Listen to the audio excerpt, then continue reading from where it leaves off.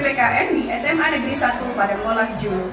Saat ini menjadi salah satu mahasiswa PTG dalam jabatan tahun 2022 di Universitas PGRI Kanjuruhan, Malang. Hari ini, 6 Oktober 2022, saya akan menerapkan pelaksanaan pembelajaran untuk memenuhi ujian kinerja dalam UKM PTG. Adapun materi yang akan saya bawakan adalah materi di kelas 12, bab 2, subbab 1 mengenai hakikat perlindungan dan penegakan hukum dengan menerapkan model pembelajaran project based learning dengan berbantuan model Stopbus. Bagaimana aksi saya? Selamat menyaksikan.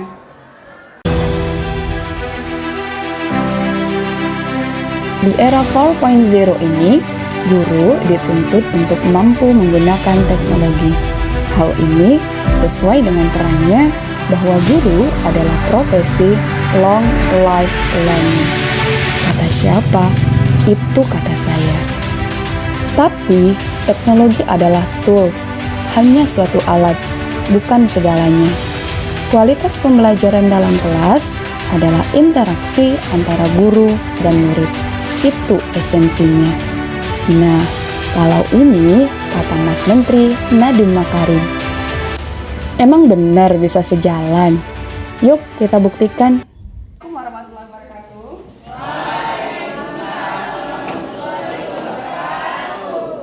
Selamat pagi anak-anak semuanya. Bagaimana kabarnya hari ini? Alhamdulillah sehat. Semoga kedepannya kita juga dalam keadaan sehat biar bisa terus datang ke sekolah.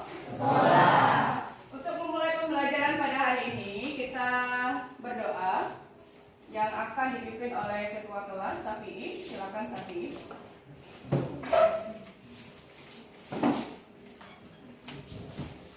Siap, Bro.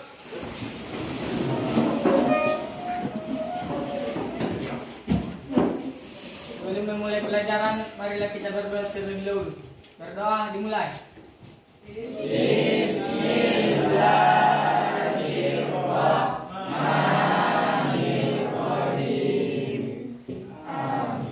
Berdoa selesai. Saya teman-teman dipersilakan duduk kembali. Ali Ahmad Abukori, Hadirku. Alwi Safrina, Hadirku. Anissa Makfahan, Hadirku. Anung Harahap, Hadirku. Satrio Srega, Sayuti, Alia Salsabila. Alhamdulillah hadir semua. Bapak Ibu sekalian, hari ini kita akan melanjutkan materi. Tapi sebelumnya, ada nggak yang masih ingat minggu lalu kita belajar tentang apa? Pelanggaran hak dan pengingkaran kewajiban. Iya, benar ini. Asasi atau hak dasar yang dimiliki manusia tanpa dibatasi status warga negaraan. Kalau HWN hanya diberikan oleh warga negara. Contoh HAM. Iya, hak untuk hidup. Kalau contoh HWN mematuhi peraturan. Oke. Berarti sudah bisa semua untuk pelajaran minggu lalu. Maka sudah bisa kita lanjutkan untuk materi selanjutnya. Tapi sebelum kita masuk pada materi, kita nyanyikan dulu sebuah lagu nasional. Tujuannya adalah untuk menumbuhkan apa? Jiwa nasionalis. Iya, silakan Benny.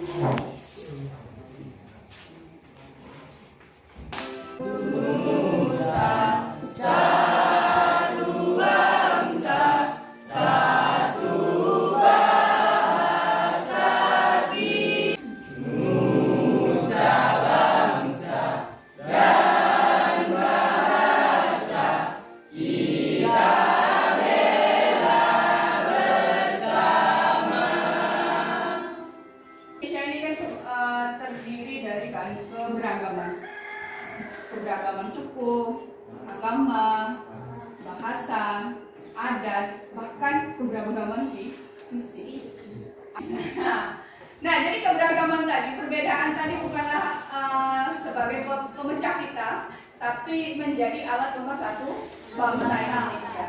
Jadi sikap kita dalam menghargai perbedaan ini adalah harus adanya rasa saling menghormati, menghargai.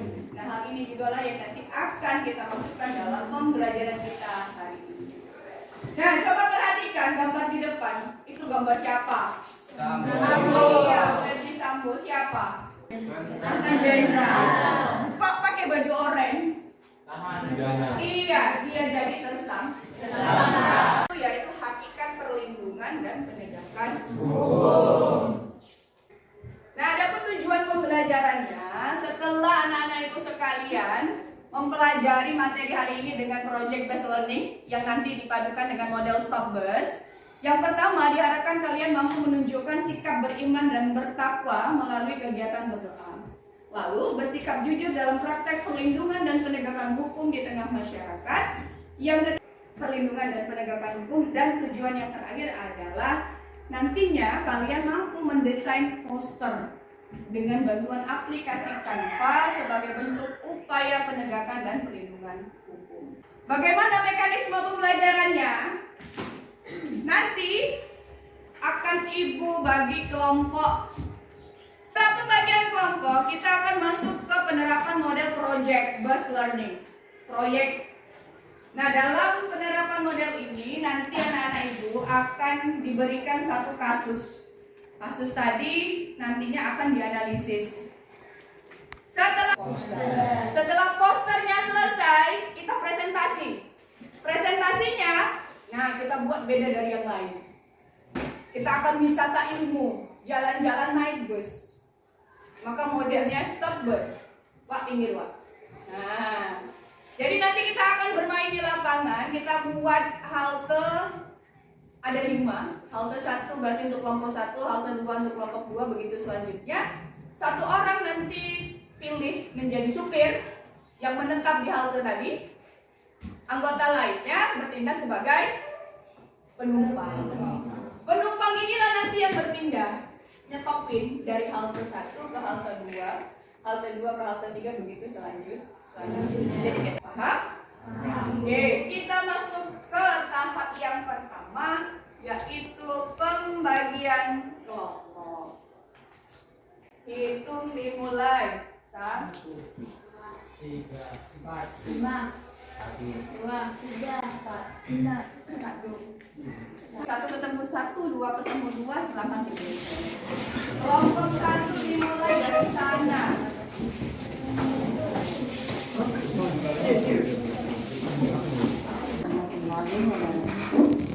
Salam sejahtera untuk kita semua. Bertemu kembali dengan Ibu Helda dalam segi yang melanggar hukum.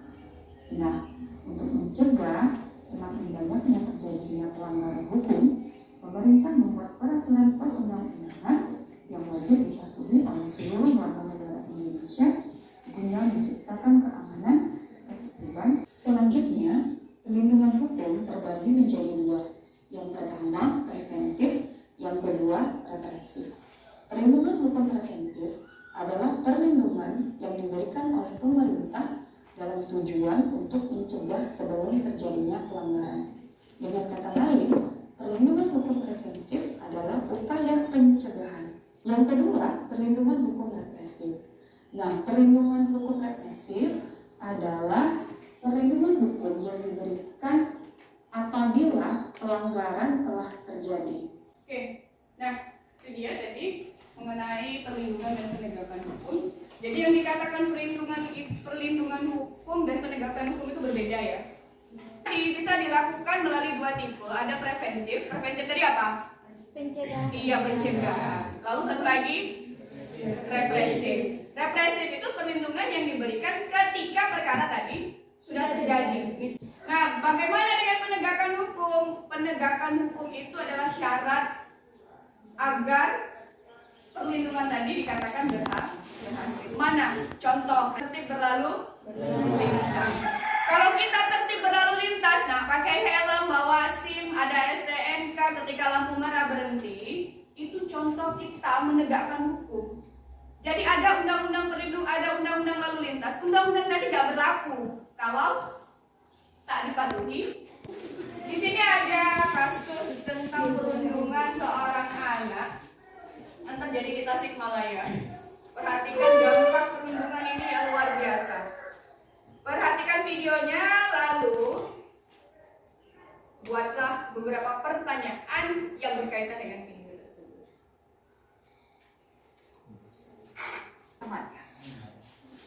Berdasarkan hasil temuan Komisi Perlindungan Anak Indonesia Kabupaten Tasikmalaya, korban yang berusia 11 tahun ini kerap kali menerima perundungan dari temannya hingga membuat depresi.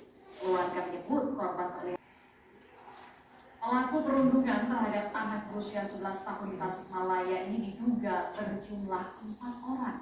KPAI Kabupaten Tasikmalaya pun melaporkan kasus ini. Yang kami lakukan di lapangan dan dalam komunikasi kami dengan orang tua korban bahwa Kondisi seperti apa?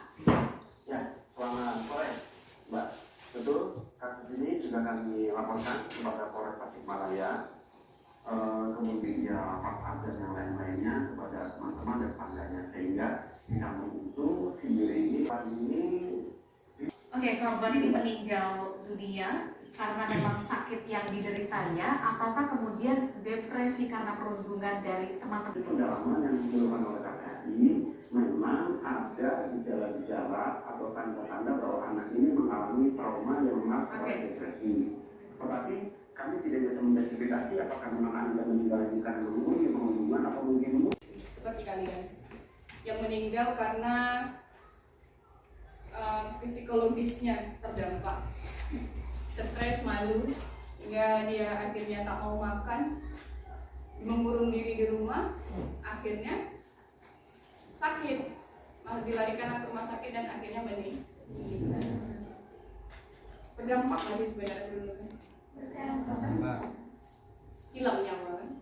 Dia yang sudah kamu tonton, apa pertanyaan yang bisa kamu munculkan? Ada? Iya, Raja?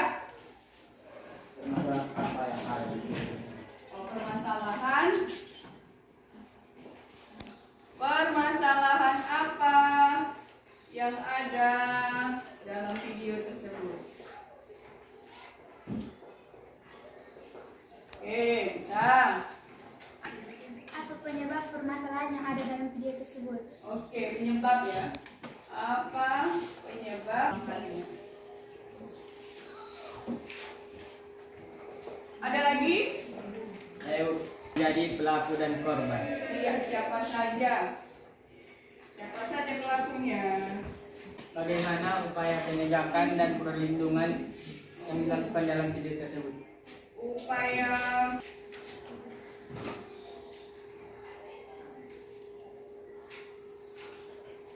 Oke, sudah. Kurasa cukup 4 pertanyaan ini saja. Karena 4 pertanyaan ini nanti yang akan didiskusikan dalam kelompok. Di dalam LKPD ini nanti tuliskan. Gue rasa kalau yang betul-betul tadi melihat video, maka dengan gampangnya itu menjawab. Diisikan di sini ya. Akan kemari perwakilan kelompok, mulai kelompok 1, kelompok 2, kelompok 3. Ibu kasih waktu 10 menit ya, atau 5 menit. Tidak usah buat pertanyaan, langsung jawabannya aja. Oke, silakan kerjakan. Yang tidak paham silakan bertanya. Untuk pertanyaan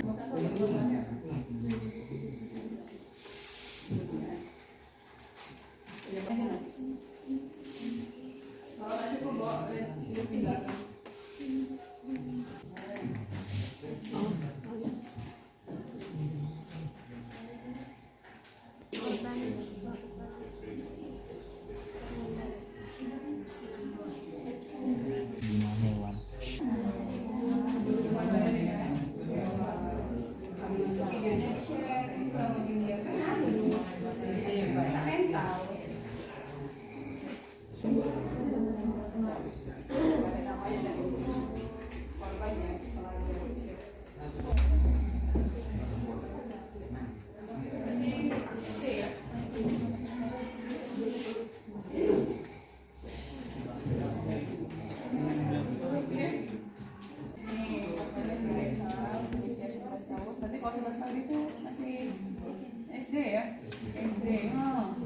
Pelakunya juga anak SD. kosong aja. Anak SD udah bisa karena pelakunya anak di bawah umur, jadi kayak mana? Hanya edukasi itu kayak pendidikan, pemahaman gitu, menunjukkan pemahaman mereka. Oh jangan melakukan ini, jangan melakukan itu, artinya iya hanya dinasihat. Oke, kita bahas bersama pertanyaannya. Ada di video. Iya, kelompok 1 silakan siapa? Oke, beri. Permasalahan yang ada di dalam video tersebut adalah bullying atau perundungan. Iya. Permasalahan video tadi adalah bullying, perundungan yang dilakukan kepada seorang pelajar SD. Oke, tepuk tangan untuk kelompok 1. Pertanyaan yang kedua, apa sih penyebabnya bisa terjadi bully lalu anaknya depresi? Ya, Dina? Karena disuruh berhubungan badan dengan hewan lalu di-share ke media sosial. Disuruh melakukan yang gak manusiawi. Oke, tepuk tangan buat kelompok 2. Pertanyaan ketiga, siapa pelaku dan korban? Kelompok 3. Ya silakan. Kalau sesuai kelompok berarti nanti berebut kali. Pelakunya anak SD dan korban juga. Oke. Betul? Pelaku dan korbannya anak SD? Iya. Sama-sama anak SD, barangkali kawan sekelas ya. Untuk kelompok 3. Oke, pertanyaan yang terakhir siapa? Kelompok 4. Oke, silakan kelompok 4. Bagaimana upayanya? Diberikan nasihat kepada anak-anak yang melakukan perundungan atau pembulian. Adanya perlindungan dari pemerintah. Perlindungan untuk Korban. si korban. Yang kedua, adanya jaminan kepastian dari pemerintah. Jadi ada perlindungannya bagaimana? Nah, tepuk tangan buat kelompok 5. Jawaban dari kelompok 4 dan 5 sudah baik, tapi tadi di dalam mekanisme pembelajaran setelah kita diskusi kasus ngapain tadi? Kita buat proyek. Nah, kita ada proyek nih dari video tadi, maka kita buat suatu proyek. Proyek ini masuk dalam kategori kira-kira kalau poster upaya apa? Preventif atau represif? Preventif. Jadi kita buat poster dari aplikasi Canva. Pernah pakai Canva? Belum. Nah, jadi nanti download dulu aplikasi Canva, lalu nanti cari di situ sudah ada beberapa contoh poster, bisa jadi inspirasi kalian dalam mengedit. Nah, isi posternya tadi apa? Himbauan untuk stop atau hentikan melakukan pembulian. Ini ada contohnya. Pasti fotonya anak SD ya kan? Stop bullying, perundungan, dampaknya. Jadi kita harapkan dari adanya poster ini nanti akan mengurangi atau mencegah agar tidak ada lagi yang namanya perundungan atau bullying. Apa namanya? View di luar juga boleh. Tapi aslinya nyatanya bukan berarti betul-betulan ya. Oh iya.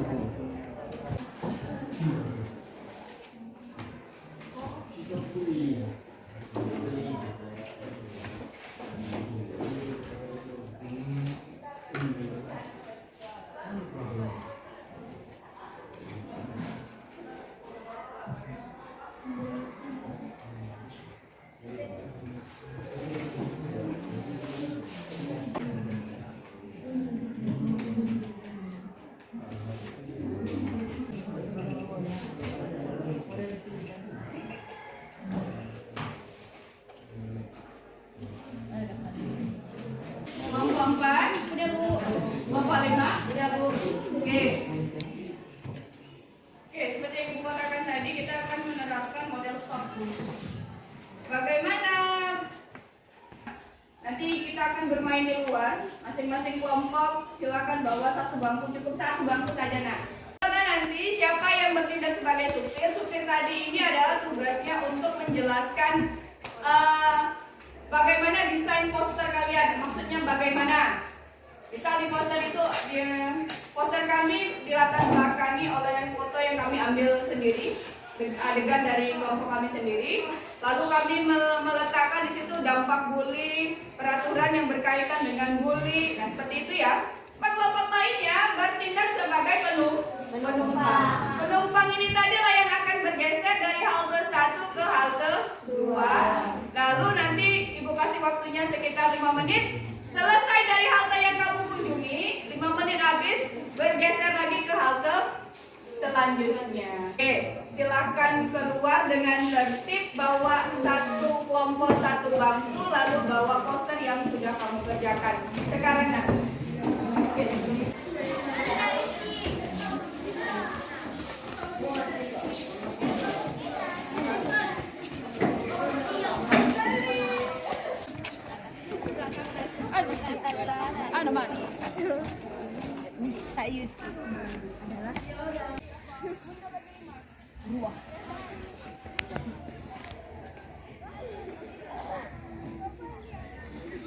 Oke, boleh seperti mereka. Suara boleh.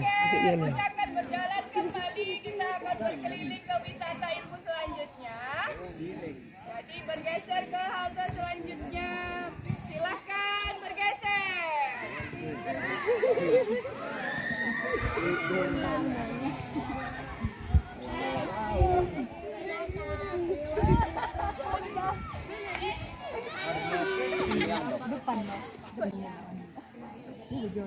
Di sini saya akan menjelaskan hasil poster dari kelompok 5 yaitu tentang stop bullying yang adegannya dilakukan oleh gambar kami sendiri dan kelompok. Nah, di sini saya akan menjelaskan bullying adalah pembunuhan terhadap hak, kewarasan, dan kebahagiaan. Semakin didiamkan, semakin kritis kesehatan mental merajalela, semakin kritis masa depan bangsa kita. Jadi, kita harus kenali, jauhi rehabilitasi. Nah, untuk cara mengatasi bullying di sekolah, itu yang pertama, deteksi tindakan bullying sejak dini. Yang kedua, memberikan sosialisasi terkait bullying. Dan yang ketiga, memberikan dukungan pada korban. Dan yang keempat, membuat peraturan yang tegas tentang bullying. Serta memberikan teladan atau contoh yang baik. Saran dari kelompok 2. Deteksi tindakan.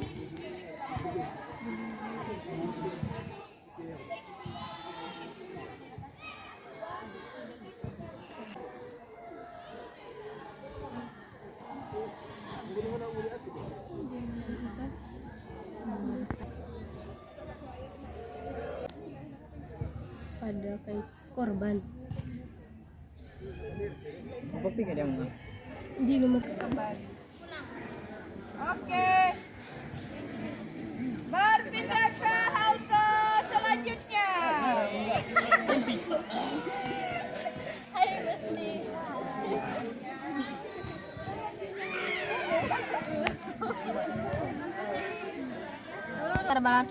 dilatar belakangi oleh foto yang kami ambil sendiri. Kami membuat poster yang berisikan kata-kata bully dapat membuat masa depan suram. Kenapa bully dapat membuat masa depan suram? Dikarenakan bully dapat membuat kerusakan mental dan fisik seorang korban. Dan juga dikarenakan mental yang sudah rusak, korban akan merasakan malu dan dengan teman yang memberikanmu pengaruh positif. 3. Berani untuk berkata tidak saat kamu tidak merasa nyaman. Bullying ini berdampak bahwa hancurnya pemuda bangsa. Bullying adalah serangkaian atau aksi negatif dan agresif yang dilakukan oleh satu orang atau sekelompok yang dilakukan terhadap orang yang lemah dengan tujuan membuat rasa ketakutan dan tidak nyaman. poster yang kami buat, kami menerapkan warna-warna yang bermacam-macam agar dapat menarik para pelihat, atau karena poster bersifat mengajak atau menghimbau. Ketertarikannya merupakan model yang dibuat berwarna-warna. Apakah ada kritik atau saran? Tidak. Dalam poster kami? Atau kekurangan? Jelaskan suatu poster yang berjudul bullying atau penundungan, yang dimana kita itu tidak boleh, kalau kita dibully itu kita itu harus berdiri dan bersatu melawan bullying. Dan dimana dalam poster tersebut ada pasal undang-undang pasal 1 ayat 15A yang berbunyi, bullying dilakukan sebagai kekerasan di mana setiap perbuatan terhadap anak timbulnya kesengsaraan atau penderitaan secara fisik. Kami dari kelompok 5 akan menjelaskan tentang hasil diskusi kami Stop Bullying yang adegan gambarnya dilakukan oleh kami sendiri, yaitu bullying adalah pembunuhan terhadap hak kewarasan dan kebahagiaan. Semakin didiamkan, semakin kritis kesehatan mental merajalela, semakin kritis masa depan bangsa kita. Jadi kita harus kenali, jauhi rehabilitasi. Jadi untuk mengatasi bullying di sekolah, yaitu yang pada korban, dan yang keempat membuat peraturan yang tegas tentang bullying, dan yang kelima memberikan teladan atau contoh yang baik. Pasal mengenai bullying ini terdapat pada pasal 76 Undang-Undang Nomor 35 Tahun 2014 yang berbunyi, setiap orang dilarang menempatkan, membiarkan atau turut serta melakukan kekerasan terhadap anak. Ancaman hukum bagi yang melanggar pasal ini adalah pidana. Ada masukan atau saran dari kelompok 4?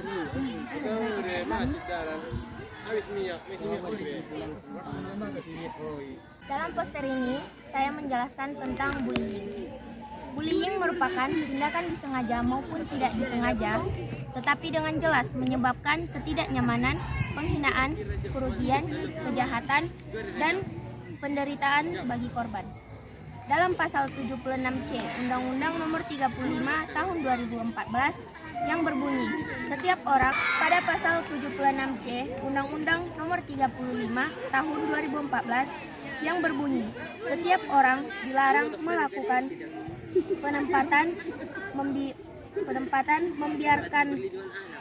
membiarkan melakukan depresi serta gangguan kecemasan, gangguan tidur, hingga berbagai penurunan prestasi di sekolah. Cara mengatasi bullying tersebut: deteksi tindakan bullying sejak dini. 2. Memberikan sosialisasi terhadap bullying. 3. Memberikan dukungan pada korban. Ada yang kurang jelas atau kritik pada poster kami? Gambar siapa nih? Dalam gambar yang ada pada poster kami ini dibuat oleh kami sendiri. Atau korban yang ada dalam gambar tersebut? Korbannya teman kita sendiri, yaitu Mukis Mamora. Beneran digebukin? Oke, silakan kembali ke kelas. Bus 12 IPA 3 sudah selesai melakukan perjalanan wisata ilmu hari ini. Silakan kita kembali ke kelas. Maju. Ya, maju. Balik kamu. Wisata ilmu. Maka penumpang atau anggota kelompok tadi yang bertugas sebagai penumpang berkewajiban untuk menyampaikan hasil kelilingnya. Tapi sebelum itu kita akan melakukan peregangan. Walaupun tadi sudah banyak bergerak, supaya mencairkan suasana lebih semangat lagi, kita akan lakukan ice breaking. Jadi gak hanya nyanyi, otaknya juga harus main dengan gerakan. Paham? Konsentrasi, kita mulai. Oh, liburan ayah selamat pagi, ku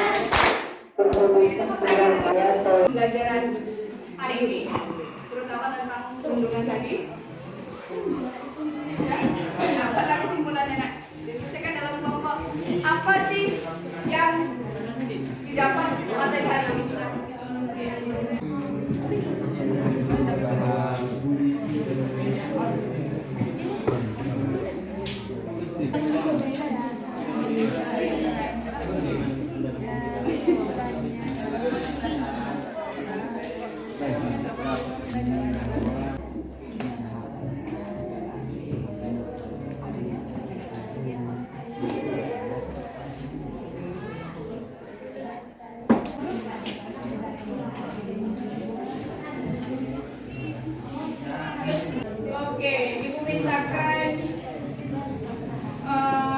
plan pembelajaran pada hari ini. Siapa yang bisa ngasih kesimpulan? Iya, silakan Mila dari kelompok 3. Dari halte 3. Silakan Mila. Kesimpulannya yaitu salah satu upaya perlindungan dan penegakan hukum yaitu dengan menjauhi tindak bully atau perundungan karena tindakan ini dapat berakibat fatal dalam psikologis seseorang. Perlindungan hukum bisa terwujud apabila penegakan hukum dilakukan. Peran proyek yaitu buat poster itu salah satu upaya pencegahan atau perlindungan hukum secara preventif. Artinya dengan adanya poster, adanya himbauan supaya mengurangi atau tidak melakukan sama sekali perundungan. Karena perundungan tadi akan berdampak bukan hanya sekedar mental saja, tapi juga akan berdampak fatal, yaitu kehilangan. Makanya perlindungan hukum akan terlaksana seperti kata Mila tadi. Perlindungan hukum akan terlaksana ketika kita menegakkan hukum. Oke, untuk pembelajaran hari ini menyenangkan atau tidak? Menyenangkan. Lelah Bu, main di luar panas-panasan. Untuk itu tahap ada refleksi aktivitas, refleksi diri ya. Itu menceritakan apa yang kamu rasakan selama pembelajaran. Ada yang bisa? Oke, silakan Alwi. Refleksi aktivitas proses pembelajaran. Perasaan saya sangat senang dan gembira karena saya bisa berkontraksi dengan teman-teman. Oke, tepuk tangan buat. Bukan, ibu perbaiki sedikit ya kata-katanya, bukan kontraksi nanti mau melahirkan. Bisa apa namanya? Komunikasi ya, interaksi. Bisa interaksi. Oke, itu tadi perasaan dari Sabrina dari kelompok 1. Ada lagi mungkin program dari kelompok lain boleh? Ada yang mau menambahkan?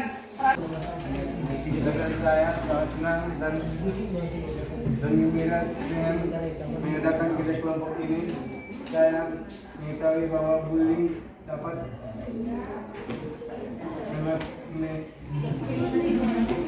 terjadi